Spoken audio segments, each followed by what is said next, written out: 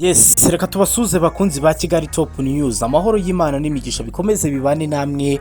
Mwe mwese mufata umwanya mukagenda mubana natwe muri gahunda z'amakuru atandukanye, amakuru bari kuvugwa ku mbuga nkoranyambaga zitandukanye ndetse no mu myidagaduro. Ngusabe nawe dukurikiye bwa mbere uri munsi ya video ukande kuri buti tukuru ukore subscribe maze wiyongere mu muryango mugari w'ababana natwe muri gahunda z'amakuru ndetse n'ibindi biganiro bitandukanye. Hari ku munsi w'ejo ku itariki ya gatandatu Werurwe 2022 nibwo igitaramo cya Rwanda Gospel Star Live cyabaye. Akaba ari igitaramo cyabayemo ibintu bitari byiza ndetse bikomeje no kugenda bigarukwaho mu buryo butandukanye. Nibyo tugiye kubabwira, ngusaba ubane natwe kandi niba ari n'ubwa mbere ukurikiye Kigali Top News ukore subscribe maze wiyongere mu muryango mugari w'abana natwe muri gahunda z'amakuru tugenda tubagezaho. Igitaramo cya Rwanda Gospel Star Live cyasubitswe igitaraganya kubera ikibazo cy'amafaranga atari yishyuwe abacuranzi, cyongera gusubukurwa nyuma y'iminota igera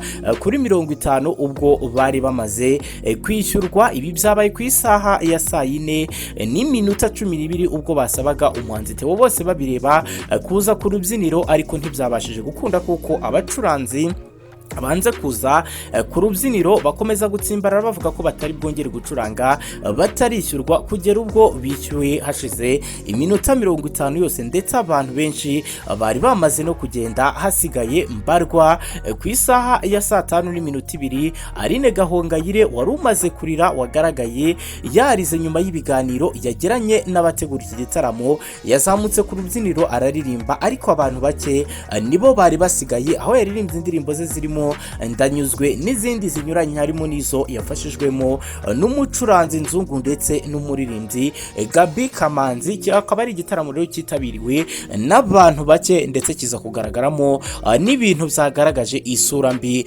nubwo mu gutangira cyari kimeze neza ariko kikaba cyasojwe mu buryo abantu bamwe na bamwe batishimiye. Akaba ari n'igikombe cyangwa se ahangaha hakaba hatangiwemo igikombe cyahawe umuhanzi Israel Mbonye wahawe igihembo nk'umuhanzi wakunzwe cyane muri iri rushanwa rya Rwanda Gospel Star Lives. Akaba Israel Mbonye ari we wegukanye miliyoni 7, akaba yashyikirijwe sheke iriho aya mafaranga. Ndagushimira cyane, ngusabe niba ari ubwa mbere ukurikiye Kigali Top News ukore subscribe maze wiyongere mu babana natwe muri gahunda zitandukanye tugenda tubagezaho. Amahoro y'Imana abane namwe.